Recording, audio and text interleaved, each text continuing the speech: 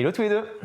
Salut Harold, merci. Et ben ouais, mais je suis trop content de vous avoir tous les deux sur cette nouvelle saison du podcast Pas de Chichi, qui est un peu particulière parce qu'on fait une saison qui est dédiée aux experts du marketing de la communication. Donc si vous êtes là aujourd'hui tous les deux, c'est parce que vous êtes experts sur ces sujets. En tout cas, vous le savez peut-être pas, mais maintenant je vous le confirme. Le but du podcast et de la thématique Pas de Chichi, c'est d'avoir un podcast qui est assez court, on est assez efficace, on est assez pertinent pour que les personnes qui nous écoutent puissent repartir avec un peu de concret. Premier tour de table déjà pour se présenter. Aude, je te laisse la mano te présenter. Alors, je m'appelle Aude, je suis directrice de l'agence Com et je suis en charge de la partie stratégique à l'agence. Donc, mon rôle, c'est vraiment de définir, quand un client vient nous voir avec une problématique, de définir déjà bien son besoin, les objectifs qu'il veut atteindre, et on réfléchit ensemble à comment les atteindre, sur quelle plateforme, avec quel levier, auprès de quelle audience. Ça me dit quelque chose. Merci. Baptiste? Et moi, je suis Baptiste, je suis en charge de la marque et on va dire du média chez Meilleur Taux.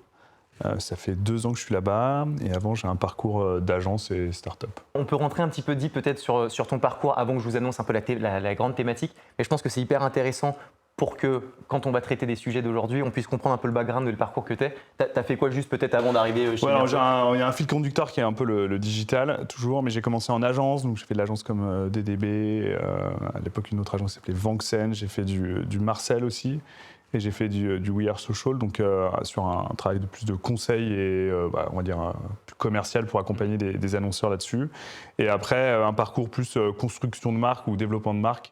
Okay. Soit on part de zéro avec un nom et puis on emmène la marque jusqu'en télé avec tout l'univers, l'édito, le brand book, tous ces éléments-là.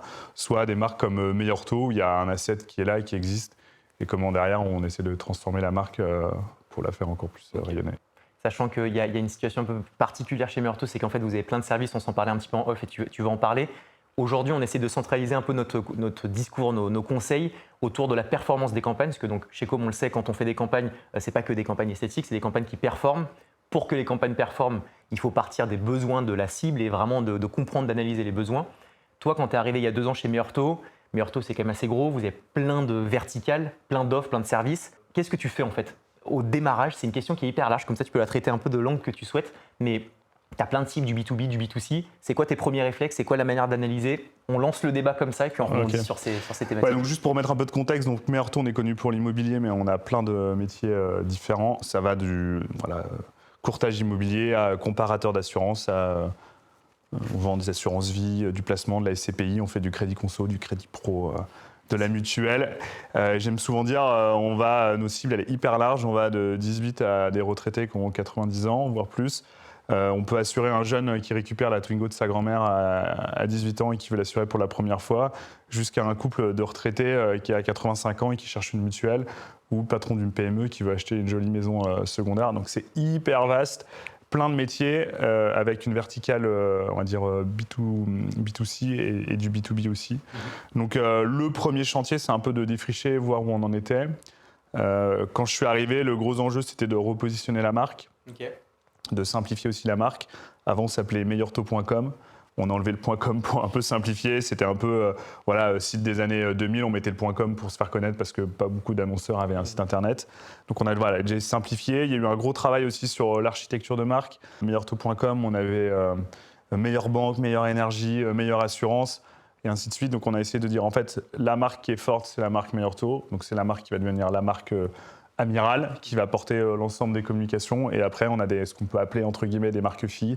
J'ai Meilleur Taux placement, Meilleur Taux banque, Meilleur Taux énergie, Meilleur Taux assurance, et ainsi de suite. Donc aujourd'hui, il y a 10-12 verticales différentes jusqu'au B2B.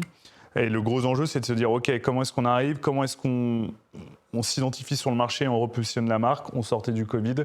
La marque avait tourné sur une plateforme de marque pendant 4-5 ans, qui était un peu...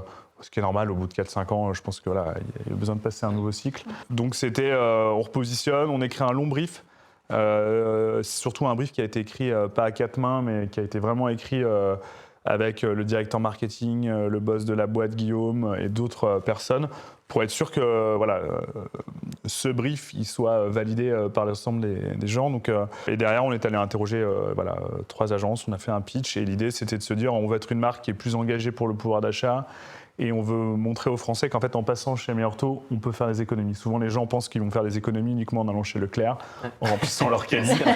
Et nous, l'idée, c'est de se dire, en fait, chez Meilleur Taux, on considère qu'aujourd'hui, 25% des produits qu'on vend, ça représente un peu dans le panier moyen des Français, ils peuvent aller économiser sur différents produits qu'on vend chez nous, de l'assurance, leur crédit, leur mutuelle.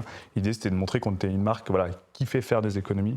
Donc on est devenu une marque un peu plus engagée, avec un positionnement et une signature qui est assez forte, qui est Reprenez le pouvoir. Et l'idée, c'était de dire, vous avez repris le pouvoir en faisant du télétravail, vous avez repris le pouvoir, vous avez repris vos études, vous avez plus le temps pour voir vos enfants en rentrant un peu plus tôt, vous pouvez communiquer facilement. Aujourd'hui, pourquoi vous ne reprenez pas le pouvoir sur vos finances, en changeant d'assurance, en renégociant votre crédit immobilier, en négociant votre crédit, en ayant une assurance vie sans frais d'entrée, sans frais de sortie. Donc l'idée, c'était vraiment de positionner la marque là-dessus et aussi de montrer qu'en fait, la marque avait un panel de services et qu'on n'était pas uniquement dans l'immobilier. Aujourd'hui, l'immobilier, effectivement, en termes de notoriété assistée, on est très fort sur l'IMO, et l'idée, c'est de faire remonter l'ensemble des autres produits de manière... C'est ça la complexité, c'est quand tu as un service un peu phare sur lequel tu capitalises, puisque c'est ce qui est le plus connu, c'est top, mais il faut réussir à aussi mettre en avant d'autres verticales, d'autres services, pour autant qu'ils ne sont pas forcément la même cible, parce que tu disais que tu as du B2C et du B2B, c'est là où tu as la complexité, et nous on a pas mal de cas d'usage qui sont similaires, où tu te dis, ok, on doit faire rayonner une marque, une entreprise, mais on doit adapter les codes et les messages en fonction de la cible qu'on va avoir. C'était quoi un peu toi les premiers réflexes que tu as eus? Comment tu as diversifié Alors après, nous, on a différents au market, donc il y a l'équipe market, et après souvent c'est pas souvent, mais en général sur chaque métier, ils ont aussi des équipes, on va dire, market ou produit. Donc l'idée aussi, moi, c'est un peu d'avoir la big picture et essayer d'orienter. Donc après, il y en a des marques typiquement sur le placement. Donc on a racheté 2 entreprises qui sont devenues, donc il y avait Mes Placements, Mon Financier, qui sont devenus Meilleur Taux Placement. Une super équipe, et ils ont surtout une marque qui est très incarnée par une personne qui s'appelle Marc Fiorentino. Je ne sais pas si vous connaissez, mais qui fait beaucoup de BFM. Et c'est un gars qui a une newsletter. Ça fait 15 ans qu'il écrit tous les jours, hors le week-end. Depuis 15 ans, il a sa newsletter. Je vous invite à vous abonner. Il a 450 000 abonnés. Okay. Et derrière, en fait, c'est une marque hyper engagée. Donc, il a plein de gens qui suivent sa newsletter. Il fait beaucoup de webinaires, sur des webinaires très techniques, assez thématiques. Déjà, cette verticale, on sentait qu'il y avait quand même, on a une marque qui est incarnée, et après, l'enjeu, ça a été aussi sur les autres marques qui étaient moins connues. La Mutuelle est un service qu'on a lancé il y a 1 an et demi. D'autres services, c'est comment derrière, j'arrive à créer du contenu qui peut être thématique, qui peut être intéressant pour ces différents points de contact. Nous, il y a un point, ça c'est plus en venant d'agence, qui est intéressant, c'est de se dire, j'aime bien la phrase un peu, c'est content is king, distribution is queen. C'est-à-dire qu'on a beau avoir le meilleur contenu, si on ne sait pas le distribuer, franchement, ça sert à rien. C'est le nerf de la guerre. Donc, est-ce qu'il faut mettre du paid? Est-ce qu'il faut faire du YouTube? Est-ce qu'il faut juste le pousser en newsletter? Est-ce qu'il faut... Voilà. Donc, en fait, on a plein de choses. Donc, il faut aussi, on a essayé de prioriser énormément. Et aussi, comme on est des petites équipes, on a mis des process assez cadrés pour être capable de produire beaucoup de contenu rapidement et de manière assez efficiente. C'est hyper intéressant ce que tu dis, parce que du coup, si on part d'une marque mère, en gros, si je puis dire, vous avez Meilleur Taux qui est un peu l'ombrelle. Là, tu es en train de parler d'une première verticale où tu nous dis que sur cette audience-là, ce qui fonctionne et qui fonctionne super bien, c'est la newsletter. Et c'est pas cannibalisé du coup par la marque mère parce qu'ils ont un positionnement qui est très spécifique. Et la newsletter a un nom, ça s'appelle le Morning Zapping de Marc Fiorentino, et c'est incarné par Marc. Hyper... ça s'abonne déjà. Téléphone sorti. Mais du coup, ça c'est pour une verticale, mais sur les autres, comment tu adaptes à chaque fois en fonction de chaque verticale pour pas que la marque mère cannibalise et en même temps sortir du lot en tant que marque fille sur ta verticale. Alors après, naturellement, il y a des verticales où l'immobilier va quand même porter beaucoup de choses. Il y a un sujet qui est porté par... On a une porte-parole en interne qui s'appelle Maëlle Bernier, qui est une spécialiste de l'IMO. Sa force et la force de Meilleur Taux, on a énormément de data, énormément. Et derrière, on utilise ces data pour faire plein d'études. Et ces études, on en monte à chaque fois un coût RP. C'est-à-dire, quand je dis un coût RP, on sort une étude sur l'Observatoire du crédit immobilier. Là, on a sorti il y a 2 semaines. Derrière, on partage plein de data sur l'évolution du crédit immobilier, la baisse du pouvoir d'achat sur les Français, sur leur crédit ou autre. Derrière, ça sort dans le Parisien, et en 2-3 jours, je vais faire le 20h de TF1, le 20h de France 2, le 20h de M6. Je vais faire les grandes gueules, je vais faire RTL, Europe 1 et tout. Donc derrière, Maëlle, elle est hyper forte là-dessus. On drive aussi beaucoup la marque via des études. Donc c'est des études sur l'IMO, ça peut être des études sur la taxe foncière. Là, on a fait une étude au mois de septembre sur le prix du mutuel, l'évolution des prix du mutuel. Et donc aussi, il y a un peu un calendrier où on pousse ces études, et ces études, après, elles ne sont pas uniquement de la data qu'on pousse aux médias. On le valorise sur notre site, et on peut faire un webinaire dédié sur le sujet. On va faire du contenu, on pousse aussi à nos franchisés de différents contenus. Donc, l'immobilier drive beaucoup de choses, et après, sur chaque verticale, on va essayer de rentrer sur des spécificités. Typiquement, un contenu qu'on a créé, et on bosse aussi beaucoup sur le contenu avec le SEO pour un peu savoir les attentes, et là, on peut être, entre guillemets, avoir des points de faiblesse. Là, on a sorti un truc sur la mutuelle qui marche plutôt bien. C'est compliqué de comprendre le remboursement de la mutuelle. Donc, on a fait une vidéo en motion assez classique, mais qui est intégrée à la fois dans tous les emails clients pour comprendre comment on est remboursé par une mutuelle, avec une version longue. Après, on le fait en petite pastille version courte distribuée sur du YouTube qui va être intégrée sur différentes pages. Donc, à chaque fois, on essaye aussi d'être un peu malin et pas voir juste ce contenu à un instant T. C'est comment ce contenu, si je le découpe ou autre, comment je le fais vivre sur mon site, comment je le fais vivre dans une newsletter, est-ce que je le fais vivre dans un webinaire, est-ce que je le fais vivre sur l'ensemble des points de contact. Et une des particularités aussi de Meilleurtaux, on est digital, on est très connu pour le digital, avant ça s'appelait meilleurtaux.com, mais on a un réseau physique d'agences. Donc c'est des franchisés, on a 300 agences sur le terrain qui vendent principalement du crédit IMO, de l'assurance de prêt et d'autres métiers comme du financement pro. Donc on a aussi un enjeu dans le contenu, c'est ok, j'ai le digital, j'ai la vitrine digitale, mais comment derrière je suis capable de créer du contenu pertinent, accessible facilement pour l'ensemble de mes agences qui sont sur le terrain et qui sont naturellement, quand vous avez 300, 350 pages Facebook, pareil sur Instagram ou autre, ou LinkedIn, naturellement, il y a un bon porte-voix. Voilà. Je rebondis sur parce que c'est vrai que moi, je vous connaissais sur meilleurtaux.com, le fameux .com. C'est récent d'avoir des points de vente physiques, parce que pour le coup, Google a sorti une étude il n'y a pas longtemps, si ça commence à faire un petit moment, post-Covid, qui expliquait que les consos revenaient beaucoup du réel, de l'humain. On a tellement tout digitalisé qu'aujourd'hui, on sait tous manier le digital extrêmement bien. Et souvent, quand on a besoin surtout d'un service, aujourd'hui, on préfère beaucoup revenir à du concret, à des vrais points de vente, des vraies personnes qu'on a en face. Alors, les franchises, ça fait longtemps, hein, ça doit faire 15 ans quasiment. Après, la particularité, nous, il y a une de nos promesses, c'est le client, il doit pouvoir nous contacter, 7 sur 7. En fait, on lui laisse le choix. Aujourd'hui, on peut faire un crédit IMO 100%, on va dire, en ligne avec un conseiller qui est basé au Havre ou à Lille. On fait son crédit IMO avec un conseiller au téléphone. Et après, si on a envie, on peut aller dans une agence faire le même process. Donc, le client, il a le choix. Il y a des clients qui aiment aller, on va dire, dans l'agence au coin de leur rue. D'autres qui préfèrent faire uniquement du mail et échanger avec leur conseiller. Donc l'idée, nous, c'est plutôt, on laisse le choix au conseiller. Après, je pense que ça dépend aussi beaucoup de la géographie. Sur Paris, quand on voit le rythme des gens, c'est un peu cliché, mais je pense que les gens, ils préfèrent peut-être le faire en 100% digitalisé, ils n'ont peut-être pas envie d'aller dans une agence.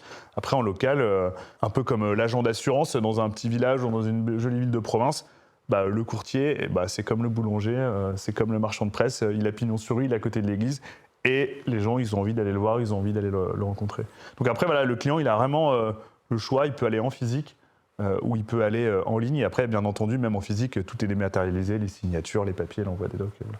Donc c'est vraiment un choix. C'est le client qui décide un peu le process dans lequel il veut aller. Et sur la partie B2B, comment est-ce que tu as réussi du coup? Est-ce que là, je comprends bien sur la partie B2C, digital et physique. Comment est-ce que sur le B2B, tu as su communiquer différemment? Puisque la cible est vraiment différente, donc les attentes en termes de messages doivent être aussi différents. Comment est-ce que tu as bien séquencé ça? Quel a été ton travail, toi, un petit peu d'analyse, de segmentation de cette cible? Et comment est-ce que tu traites cette partie B2B? Alors nous, on a plein de métiers en B2B. Le métier que j'en occupe plus particulièrement avec les équipes produits, avec Thomas, c'est on propose nos solutions, en fait, nos outils à des réseaux d'agences ou des partenaires dans l'immobilier. Ça peut être du promoteur, ça peut être du CGP. Globalement, en fait, le B2B, alors moi, je viens pas du tout du B2B, donc ça a été aussi un peu une découverte. Le directeur du marketing de Meilleurtaux, Laurent, est un spécialiste du B2B, donc on a aussi repris un peu les codes qui fonctionnent, qui existent. Ça va déjà d'un pitch deck propre à des newsletters hebdomadaires sur des sujets hyper précis, thématiques, des webinaires réguliers, des livres blancs. Donc c'est surtout plutôt bien prendre l'école. Alors on n'est pas une marque en B2B qui va aller communiquer on va dire, sur le grand public. Je donne exemple un Swile ou un Payfit qui vont eux-mêmes faire des campagnes entre guillemets d'affichage ou autre. Nous, le B2B, c'est assez technique. Chez nous, c'est métier, voilà. Donc, on utilise les codes du B2B, c'est les newsletters, les livres blancs, les webinaires. Et déjà, en faisant ça déjà bien, parce qu'on est vraiment des petites équipes, voilà, on essaie de... Tu fais de manière très ciblée, isolée. Ouais, c'est très ciblé, on a nos différentes bases, on leur parle de différentes manières et on crée du contenu de différentes manières. Après, ce qu'on évoquait tout à l'heure, on essaye aussi, quand on sort des grandes études, ça peut aussi intéresser notre cible B2B. Donc derrière, on va faire un webinaire dédié au B2B avec Maël, notre porte-parole, avec Thomas, le directeur du B2B, pour s'adresser à cette cible, mais avec le vocabulaire du B2B et peut-être des chiffres qu'on n'a pas partagés dans nos études grand public, qu'on peut partager à cette cible-là. C'est intéressant ce système d'études parce que côté B2C, j'ai l'impression qu'on est vraiment sur une approche en entonnoir où tu vas partir d'un truc très général, très sociétal, qui peut intéresser énormément de monde, recibler sur un contexte et ramener vers vous. Là où sur le B2B, j'ai l'impression que vous êtes extrêmement en vraie segmentation d'audience, très laser et très précis, directement sur quelque chose de très pointu. Même si on part d'une étude, elle va être dans un livre blanc ou dans un webinaire, on va être sur quelque chose avec une problématique bien précise. Oui, il y a une problématique bien précise. Il y a aussi les gens qu'on met dans le webinaire. Ce n'est pas obligatoirement notre porte-parole qui va porter le webinaire. Il y a aussi le directeur des partenariats immobiliers qui est sur le sujet. Donc oui, c'est là, typiquement, il y a un webinaire, là, il y a 2 webinaires au mois de novembre. C'est technique, on apporte de la data, on va les nourrir dessus. On a moins la big picture, entre guillemets, l'étude qu'on fait, les grands publics. L'objectif, nous, c'est de sortir dans le Parisien. Et à partir du moment où vous êtes dans le Parisien, oui. Globalement, franchement, c'est la règle. Dans le Parisien, derrière, c'est le 20h, j'exagère, mais un peu assuré. Après, dans le B2B, oui, on est beaucoup plus précis, beaucoup plus... Et après, on est aussi beaucoup plus dans le relationnel, dans le webinaire B2B, on répond aux questions, voilà, il y a un peu plus de proximité. Là, de ce que je retiens dans ce que tu racontes, c'est que j'ai l'impression qu'il faut toucher presque, je ne vais pas dire mass média, mais en tout cas, il faut aller chercher très large quand on est sur du B2C, quitte à ramener du coup sur ta problématique, là où sur du B2B, tu vas parler qu'à des experts ou presque, en tout cas des gens dans tes audiences. J'ai l'impression qu'il y a vraiment une approche très mass média d'un côté sur le B2C, vraiment une approche bien plus... Alors, il y a de l'approche mass média. Après, même en faisant du mass média, on peut être aussi en télé, si on veut faire de la télé, aller toucher de la niche du CSP+, en allant chercher que de la chaîne d'infos sur des heures, ce qu'on appelle le prime en chaîne d'infos, le 6h, 9h le matin ou le 17h, 21h le soir. Donc on peut aussi, en faisant du mass média, aller chercher de la cible sur des radios. Il y a quand même des radios très thématiques. Après, il faut, de toute façon, la télé reste un point d'entrée indispensable. Après, il faut savoir bien l'articuler avec la bonne agence, le bon média, savoir surtout faire... on fait quand même beaucoup d'études pour piloter tout ça, pour voir si la notoriété, voilà, si ça a un impact sur notre business, si ça a un impact sur la notoriété de nos marques ou de nos produits. Mass média, on est très large, mais après, là, on vient de lancer... avant, on avait une seule newsletter qui s'adressait à l'ensemble de nos clients, qui est très généraliste. Et là, on commence à rentrer un peu plus en affinité. On fait une newsletter uniquement sur le placement, qui est portée par Marc aussi. On fait une newsletter sur le pouvoir d'achat, qui est portée par Maxime Chipoy. Une des particularités du groupe Meilleur Taux, c'est qu'on a un média aussi, qui s'appelle Moneyvox, qui est un média spécialisé sur l'économie. Et une newsletter qui est uniquement dédiée à l'immobilier, qui est portée par Maël Bernier, notre porte-parole. Donc, on est masse, mais on essaie quand même maintenant de rentrer un peu plus par affinité. Parce que quelqu'un qui est venu chez nous pour faire un crédit IMO, pas sûr qu'il ait envie de recevoir une newsletter sur le placement et vice-versa. Donc en fait, on essaie maintenant de rentrer par thématique et avoir une affinité. Donc, et prochainement, les gens pourront s'abonner à l'une des 3 ou les 3 d'un coup. Voilà. Donc voilà, on essaie de faire un peu de granularité et de rentrer en affinité avec chaque cible. Est-ce que vous avez quand même comme enjeu de créer des passerelles, typiquement quelqu'un qui vient pour souscrire pour une mutuelle? Faire du cross-sell. Ouais, voilà, exactement. Ouais, ça, c'est bien sûr, c'est l'enjeu. Il y a des métiers où c'est beaucoup plus facile. Vous faites un crédit IMO, demain, je peux vous vendre une assurance de prêt, et ainsi de suite. Mais oui, bien entendu, l'enjeu, c'est de faire du cross-sell. Donc ça, on le fait sur certains produits où c'est beaucoup plus naturel et beaucoup plus facile. Sur d'autres, c'est un temps long, ça se fait, mais voilà, faut que ça devienne beaucoup plus naturel. Donc nous, on vend ça, mais après, naturellement, si on fait du crédit IMO, on peut vendre de l'assurance de prêt. On a un comparateur pour comparer les fournisseurs d'énergie. On a un comparateur, ce qu'on appelle l'assurance émarrage, donc assurance habitation. Donc normalement, dans tout ce qui est à l'intérieur, voilà, le quotidien des gens, on vient de lancer en septembre un comparateur de box et mobile, donc si ça boxe chez soi. Donc on peut, c'est un peu l'objectif, c'est d'arriver sur chaque point de contact à proposer une offre à nos clients. Et tu as beaucoup parlé des newsletters qui doivent être un vrai levier de conversion pour vous. C'est quoi les autres leviers un peu phares que tu as chez Meilleur Taux? J'ai bien compris que vous faisiez beaucoup de choses, Ton top 3. Alors après, moi, j'ai pas la partie. Il y a bien entendu la partie grosse et acquisition CRM qui est dans l'équipe de Jérémy. Moi, je m'occupe plus quand j'ai une newsletter, je suis plus dans la partie, on va dire, éditoriale ou autre. Donc on a, on va dire, le mass média, on va dire les médias assez classiques qu'on peut utiliser, qui sont chez nous la télé et de la radio, entre autres du France Info. On a la partie, on va dire, Google classique, acquisition. Dans ces équipes-là, il y a aussi tous les partenariats qu'on peut monter avec, ça peut être en marque blanche ou avec d'autres médias pour apporter du lead. On a, depuis 1 an et demi, quasiment 2 ans, on est de plus en plus sur du YouTube. Okay. En complément de la télé, ce qui est assez intéressant parce qu'aujourd'hui sur YouTube vous pouvez diffuser sur ce qui est téléconnecté, donc les gens ont quand même, sont dans une expérience assez intéressante, ils peuvent pas skipper parce que c'est un peu plus compliqué de skipper avec la télécommande. Sans malin quand même. Quoi ? Donc non mais voilà, donc on fait beaucoup de YouTube en complément de la télé, c'est parce que c'est assez intéressant. On fait bien entendu de la newsletter. Après on fait du social media, mais je pense qu'on n'a pas encore, on est loin du. Voilà, on veut se donner pas mal d'ambition sur le sujet. Voilà, c'est un peu les différents canaux. Et après, on a effectivement la newsletter qui est quand même les newsletters qui est un gros canal d'acquisition. Alors pas tant de l'acquisition, nous, une des particularités de nos métiers par rapport à plein d'annonceurs, quand je fais la pub télé sur du crédit IMO, les gens ils n'achètent pas un appart tous les 6 mois malheureusement. Donc en fait, c'est aussi dans le temps long et dans la répétition pour que dans 1 an et demi, 2 ans, il ait envie de s'acheter un nouvel appartement, une maison ou autre. Il dit tiens, meilleur taux. Voilà. Donc il y a des métiers où l'acte d'achat il est beaucoup plus facile, le crédit conso, changer d'assurance et tout. Il y a des métiers où c'est pas tous les 15 du mois qu'on prend une assurance vie, qu'on achète une maison ou un appartement. Et pour autant, et c'est moi je trouve 2 logiques hyper intéressantes, c'est la logique de créer suffisamment de contenu pour pouvoir être top of mind dans la tête des consommateurs pour qu'au bon moment, parce que tu peux pas arriver au moment précis où la personne va dire j'achète mon appartement maintenant et cibler une pub à ce moment-là. Donc c'est en fait d'être là régulièrement pour que tu sois suffisamment dans leur tête pour qu'au moment où ils passent à l'achat, ils se disent « Attends, c'est avec Meilleur Taux que j'ai envie de passer ». Et donc ça, c'est un travail qui se fait régulièrement, de continuité et de volume aussi. Et après, on est beaucoup aussi dans le test and learn, on utilise pas mal d'outils, on a beaucoup processé, on est vraiment une petite équipe, donc on a beaucoup processé aussi la création de contenu pour essayer d'être réactif, produire rapidement. Alors on produit bien entendu pour l'équipe brand, pour plein de métiers, mais aussi on livre des assets aux équipes acquisition parce qu'on considère que c'est mieux que ce soit la brand qui livre ces assets-là pour respecter la charte. Donc après, voilà, on a des process on a des docs de messaging qui nous permettent sur des contrats sur un sujet, on a quelles sont les preuves, quelle est la valeur, voilà, les différents éléments qui nous permettent de construire le brief.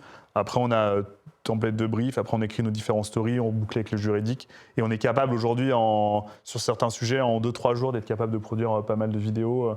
Et quand on sort une campagne, typiquement, on a lancé un nouveau service de box et mobile en septembre. L'acquisition, je ne vais pas leur livrer 2 vidéos, je leur livre un package de 20 vidéos en différents formats pour tester globalement. Et on fait plein de choses et on se dit, on teste et derrière on verra ce qui performe le mieux. Quoi. C'est hyper... Qui n'est peut-être pas dans la qualité parfaite, ouais, mais on fait du volume, les bannières, toutes les vidéos, en tout cas pour l'acquisition, c'est renouvelé énormément tous les mois et on ne tourne pas en rond sur des assets pendant 6 mois, 8 mois. Parce que les usages changent, les mentalités évoluent tellement tellement. Et puis les algos, ils aiment bien un peu de... Oui, malheureusement, ils aiment bien un peu de nouveauté. Et après, un parallèle pour revenir juste sur le contenu, ce qui est aussi intéressant avec la newsletter, à la différence du social, la grosse difficulté aujourd'hui qu'on les marque avec le social, c'est que la manière dont sont tournés les algos, on n'arrive plus à créer de rendez-vous avec nos communautés. Quoi. Et en fait, l'algo, le contenu qui est publié à 2 jours, je vais peut-être le voir dans 2 jours, je le vois à l'instant T, c'est l'algo. Et l'avantage de la newsletter ou autre, alors en tout cas pour faire de la répétition, pas obligatoirement du business, mais la newsletter, c'est un rendez-vous, elle part tous les jours, le jour de la semaine à la même heure. Et les gens, ils savent que le lundi matin, le mardi matin, Marc, il va envoyer sa newsletter jusqu'au vendredi. Ça arrive tous les matins entre 8h et 11h. Et c'est un rendez-vous. Alors que le social, aujourd'hui, c'est quand même hyper compliqué d'émerger en social. Nous, on n'est pas une love brand. Hein. Alors, on n'a pas de haters, déjà, ce qui est quand même plutôt... c'est déjà pas mal. C'est déjà pas mal. On n'a pas de haters, mais on n'est pas une love brand. Donc, nous, derrière, je ne suis pas un média comme vous ou un Combini. Je ne suis pas une marque, un Red Bull, un Louis Vuitton, où dès que j'appuie sur le bouton, c'est explosé like. Donc, nous, voilà, donc derrière, on est obligé de faire du volume. Et la newsletter est un bon moyen de fidéliser tout. Là, dans tes approches, de ce que je comprends, vous utilisez quand même de leviers. Il y a un levier purement promotionnel, donc là où tu vas aller toper en télé, où tu vas régulièrement être présent, etc. Mais en télé, on fait pas trop de promotion. On a été beaucoup au début sur la nouvelle plateforme de marque, plus film de marque. On embarque, on installe un peu pour repositionner la marque. Là, depuis cet été, on est un peu plus, on remet des montants à l'écran, poussé sur les économies, avec un film moi j'ai économisé X euros sur mon crédit immobilier, moi j'ai économisé X euros sur ma mutuelle et ainsi de suite. Et là, on voit tout de suite les perfs, c'est forte. Mais là, pendant 2 ans, on a d'abord un peu repositionné la marque, le territoire reprenait le pouvoir. Voilà. Sachant que c'est quand même compliqué sur ce que j'évoquais tout à l'heure, sur nos métiers, en tout cas sur l'IMO, sur d'autres un peu moins, mais je fais de la pub en télé à l'IMO, se rendre compte que derrière le crédit IMO, c'est des projets qui sont, ça va durer 2, 3, 4 mois. Derrière, de suivre la trend, c'est compliqué, quoi. Ouais, c'est un peu compliqué. Mais du coup, c'est vrai qu'il y a aussi une autre partie. Tu parlais du côté éditorial, donc avec la newsletter qui marche bien. Sur le social, alors je suis d'accord avec toi, c'est très aléatoire, enfin de plus en plus en tout cas pour les marques de se positionner sur le social, de par les algorithmes. Mais et il faut faire du volume, c'est ça la difficulté. Tu as de la récurrence qui est extrêmement valorisée, donc, et on n'a pas toujours tout le temps quelque chose à dire, ou alors c'est pas pertinent, et du coup c'est pas poussé par l'algo. Surtout ça, nous on pourra dire beaucoup de choses, après il faut du temps, il faut beaucoup de volume, et qui dit beaucoup de volume aussi dit faut aussi du budget, il faut les gens pour l'incarner, il faut du monde derrière. C'est ça. Et en fait il faut la bande passante, et la bande passante elle est compliquée d'avoir. Les algos, ce qu'ils vont valoriser le plus, c'est la pertinence pour l'utilisateur. Plus le contenu est qualitatif, plus tu as d'interaction avec ton contenu, plus il performe. Mais on ne peut pas faire du qualitatif tout le temps, c'est impossible. Et c'est là où je trouve que ton approche Test and Learn, pour moi, c'est la clé. Peu importe le contenu que tu crées auprès de l'audience que tu as, là où c'est hyper intéressant, c'est que ton audience, de toute façon, elle évolue tout le temps avec les plateformes, les contenus, etc. Tu es obligé de tester en permanence, voir ce qui fonctionne mieux, ce qui a fonctionné un temps, parfois ne fonctionne plus du tout après un certain moment. Je trouve que c'est une approche hyper tactique. Il y a tester et aussi se dire d'être assez je suis hyper transparent, de dire moi j'ai pas beaucoup de ressources sociales. On a fait des tests sur du TikTok, ça a bien marché, mais quand j'ai plus de ressources, j'essaie pas de faire pour juste faire. Ouais. Je me dis si j'ai pas la ressource pour le faire, je préfère laisser mon compte propre en stand-by avec des jolies images, du joli contenu, que des balles perdues. Que essayer et en fait d'essayer. Après, nous on a aussi un gros relais en social. Il y a la marque Meilleur-Taux, mais le meilleur relais, c'est les agences locales qui ont chacun leur page, soit LinkedIn, Facebook, Insta. Donc eux aussi, ils ont les moyens de faire rayonner la marque. Après, c'est à nous, ils ont accès à un serveur avec plein de contenu, de la vidéo, du carrousel LinkedIn, du Reels, tout ce qu'ils veulent. Et après, c'est à eux de venir piocher dedans. C'est à eux, en autonomie, d'aller sélectionner les contenus qui... Ouais, alors il y a des contenus fixes, on va dire statiques, ils ont pas la main, ils récupèrent le contenu, ils publient. Et après, ils ont quelques contenus qu'on met sur du Canva, typiquement pour les avis clients. Parce que les avis clients, voilà, ils tapent l'avis client, ils mettent leurs notes. Il y a le recrutement. Ils ont 4-5 templates sur Canva qui sont un peu plus ouverts, entre guillemets. Et là, ils peuvent venir personnaliser avec la photo de leur agence et quelques trucs. Mais on a essayé de beaucoup verrouiller. Avant, c'était un peu n'importe quoi. Il y a aussi le rôle de la marque. Avant, au début, c'était beaucoup de bad cop. Maintenant, les gens ont compris la force de la marque, l'intérêt de la marque. Donc eux, ils ont accès à un serveur avec plein d'éléments et on essaye régulièrement de renouveler en fonction des lancements produits ou autres avec du contenu qu'on leur met à disposition. Quoi. C'est souvent un risque quand tu as une marque natio derrière de travailler en local parce que souvent les pages, tout le monde n'a pas les mêmes codes et les mêmes clés. Et puis c'est un métier aussi. C'est clair. Donc c'est toujours un petit peu compliqué. On voit bien, il y en a qui sont très très forts sur le sujet, qui l'incarnent très bien. Il y a un franchisé WAF qui est hyper fort là-dessus. Et après, il y a des gens qui ont plus de mal, qui demandent limite est-ce que vous pouvez publier à notre place. Donc, c'est très juste. Il y a un énorme décalage de niveau. Et donc, après, c'est à nous de pousser, de leur envoyer du contenu, d'avoir déjà du contenu quali et de pouvoir animer régulièrement leur donner les billes pour qu'eux puissent le gérer à leur sauce, mais d'avoir une uniformisation. Sachant qu'en plus, dans le contenu, on ne peut pas être. J'aimerais bien être plus fun ou autre, sauf que moi, en tout cas, le métier phare, entre guillemets, qui est l'IMO, les gens, c'est un projet de vie, quoi. Quand on achète un appart, une maison, voilà, donc j'aimerais bien faire pomper d'up, mais je peux pas faire pomper d'up. Donc d'où aussi ces études, du contenu qui est peut-être pas fun, mais qui est quali, avec des choses pertinentes pour que ça serve le client et que ça serve à la fin l'achat d'une résidence principale, secondaire ou autre. Tu penses pas que sur un sujet sérieux, justement, on peut rapporter une tonalité un peu fun et rendre ça... Alors on l'a testé sur du TikTok, qui a plutôt bien marché, on a fait pas mal de vues en organique. Je dirais pas fun, mais sur le placement, il y a une super équipe contenu qui est hyper forte, qui est gérée par Gauthier, qui est DIRCOM de Meilleur-Taux Placement. Et lui, il a créé un contenu qui est hyper bien, il s'appelle c'est les placements à un jeu d'enfant. Les placements financiers, c'est quand même assez compliqué à expliquer aux gens le principe d'une assurance vie. Qu'une assurance vie, c'est pas comme dans les films aux États-Unis où on touche l'assurance vie quand on décède. Ouais. C'est ça que ça n'a rien à voir. Ça, non, mais voilà, Ouais. une SCPI, un produit structuré, comment ça fonctionne, un plan d'épargne retraite. Et en fait, il va l'expliquer avec des Lego et des Playmobil. Il se met devant sa table et il explique. Et donc là, alors, je dis pas que c'est fun, mais c'est une manière un peu pédagogique d'expliquer un sujet bien boring. Bah ouais, mais justement. Et voilà, et ça marche. Tu parlais de créer le rendez-vous sur les réseaux sociaux. Typiquement, c'est le genre de contenu, moi, auquel je serais capable de m'abonner parce que c'est hyper pédagogique. Tout à fait. Tu as une approche clairement dans l'edutainment où tu vas divertir et en même temps apprendre. Tu ressors avec un key takeaway. Tu as regardé ton contenu, tu as retenu quelque chose. Je pense que vraiment, si tu veux fidéliser sur les réseaux sociaux aujourd'hui, et c'est là où on parlait de contenu qualitatif, il faut avoir une valeur ajoutée. Et c'est typiquement avec des contenus qui Avoir une vraie engagent. ligne édito, quoi. Voilà, Ouais. exactement. Il faut Un parti apporter de pris la valeur, éditorial. Je pense qu'il faut avoir une vraie ligne édito et sortir un peu de la ligne édito peut-être classique qu'on peut retrouver.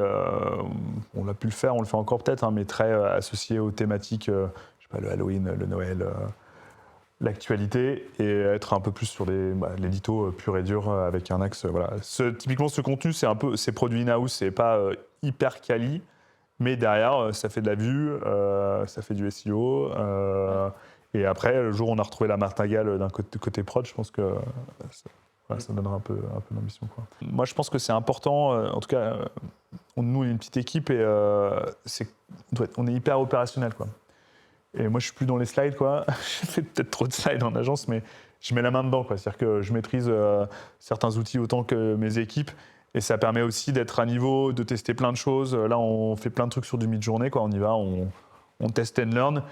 Mais on essaye, quoi. Et en fait, c'est vraiment aussi rester la main dedans, d'être curieux et pas s'enfermer dans son brand book, ses partenaires d'agence ou ses grandes campagnes et toujours se dire, OK, est-ce que je peux me remettre en question? Est-ce que là, c'est bien? Est-ce que c'est pas bien? Ouais. Voilà, il faut pas rester dans sa zone de confort, quoi. Jamais. Il faut Non. comprendre ce que Jamais. font, Un peu de temps en temps, ça fait pas de mal. Non, mais je veux dire, d'un point de vue créatif, il faut être curieux, il faut aller voir plein de trucs. Et souvent aussi, je pense que les gens... moi, je pousse beaucoup les équipes à sortir de la veille sur le propre secteur d'activité et te dire que demain, tu vois un truc intéressant peut-être sur une boisson, bah, en fait, le format, il pourrait bien marcher chez toi. Ouais. Et en fait, de beaucoup plus s'ouvrir, aller voir du luxe, aller voir... je sais pas, des fringues, aller voir de la beauté, des trucs. Il y a plein de formats hyper intéressants et souvent tu dis, oh là, ça marche.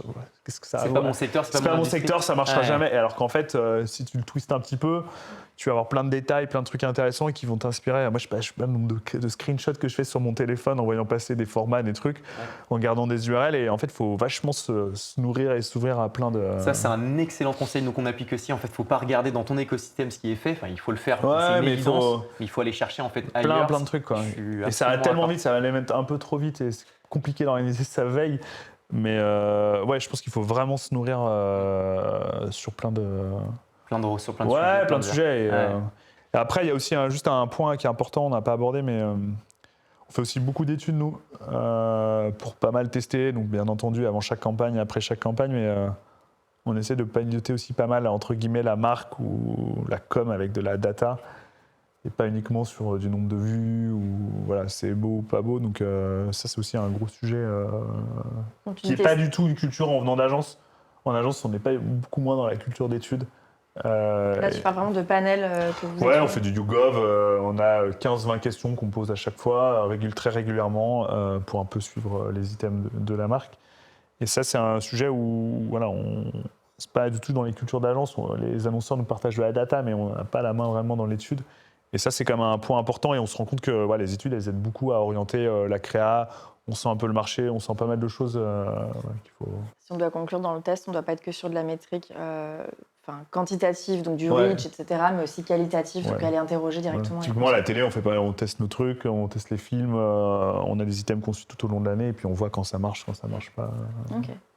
On aurait pu continuer, je pense. Là, moi, j'ai l'impression d'être chez moi, dans le studio. Non, mais on aurait pu continuer pendant encore des heures et des heures. Mais en vrai, non, hyper pertinent, efficace. Je crois qu'on arrive quasiment au bout et un petit peu plus que cette grosse demi-heure. Mais merci beaucoup à tous les deux pour avoir partagé un max de valeur. Merci à toi, Baptiste, vraiment de Merci pour nous l'invitation. donner des cas d'usage. Et écoute, on peut te retrouver où si des personnes ont envie d'approfondir un Ouais, peu sur les- LinkedIn ou Twitter.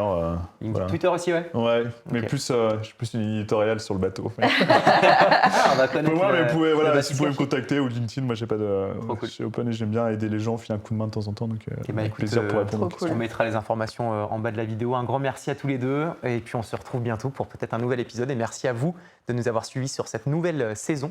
Un épisode particulier, atypique sur vraiment la thématique du marketing et de la communication. On se retrouve bientôt pour un nouvel épisode. Et puis on se dit à très vite. Ciao tout le monde. Bye Merci bye. Harold. Merci. Salut. Merci.